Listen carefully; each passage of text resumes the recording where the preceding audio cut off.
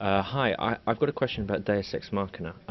Is the problem really just that it's a random moment, or is it more to do with what the random moment actually does? Because I've seen a lot of stories where characters are set up and they come in at the end and they solve all the problems that the protagonist has been facing up until this moment. And I think back to the Greek plays, and the gods would have been set up. I mean, they'd be part of real life. They were part of everyday life, and probably would have had characters that said, you know, one day Apollo's going to get you for this, and Zeus, he's going to come down too. And they'd probably set it up in that sense. And so it wouldn't have been coincidence in that regard. It wouldn't have just been a random occurrence, but it would have been something that just erases all meaning. And would it not be more that the problem is that they remove all causality and choice and from the characters, as opposed to that it's just random, and really people should be more wary of, you know, coming up with ingenious ways to do a Deus Ex Machina that they can go back and say, oh, it wasn't random, so it's not Deus Ex Machina, you just don't get my plot, as opposed to, you know, just saying, oh, it's only coincidence. I'm kind of worried that some writers just use the idea that it's just coincidence to get away with Deus Ex Machina. There have been arguments about what is really the use of coincidence to get an ending as opposed to Deus Ex Machina. The question of a meaningful action versus a meaningless action. The question of randomness, as people often love to point out, but life is often random, and why can't you just end the story on randomness? It's a part of life, and on and on and on it goes. Let me give you an example. Probably the most famous example of God stepping in at the end of a story to settle that story, and that's Raiders of the Lost Ark. And as you were suggesting in your question, it's been set up repeatedly. People have said, you don't know what you're dealing with the Lost Ark. It has powers, it is this, it's, you know, whatever. It's God, it's been set up. So that when God finally comes out of the Lost Ark and kills all the Nazis, you could say, well, it was set up, which it was. But that's not the crisis. And it is the outcome of the crisis. And the crisis is in Indiana Jones's hands.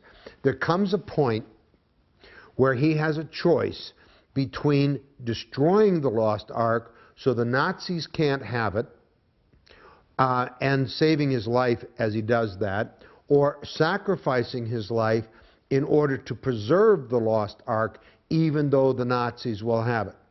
And as a dedicated archaeologist, he finally decides to save the Lost Ark because he feels that the Lost Ark as an artifact is more important than his life, and he'll take his chances on what the Nazis may or may not be able to do with the Lost Ark. So he decides to sacrifice his life for the Lost Ark, okay? And then the Nazis gain the Lost Ark, and they're all very happy, and they open it up, and out comes God, and they're all dead, okay? And indeed, it was set up. And so it's a combination of both having set up the entrance of the God, and the crisis decision is still in the protagonist's hands. It's not a question of randomness versus not. It's not a question of any of this. It's a question of meaning. And a story, in a classically told story, ultimately achieves its meaning because the protagonist of the story, with whom the audience is empathizing, ultimately has to choose and act in life in order to decide their fate, their climax, one way or the other. Taking the crisis climax out of the protagonist's hands, allowing it to be done by other characters, even if they've been set up, by spiritual forces, even if they've been set up, by randomness, which is a part of life. Taking it out of the protagonist's hands renders the climax meaningless. And so it's a question of achieving meaning.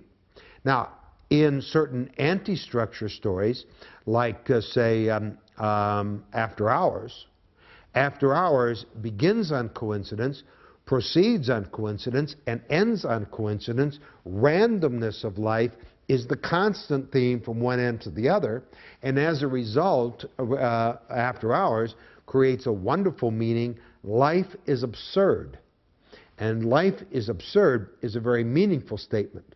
But that's not Deus Ex Machina, because it is a substitution of coincidence for causality from one end of the story to the other to create that meaning.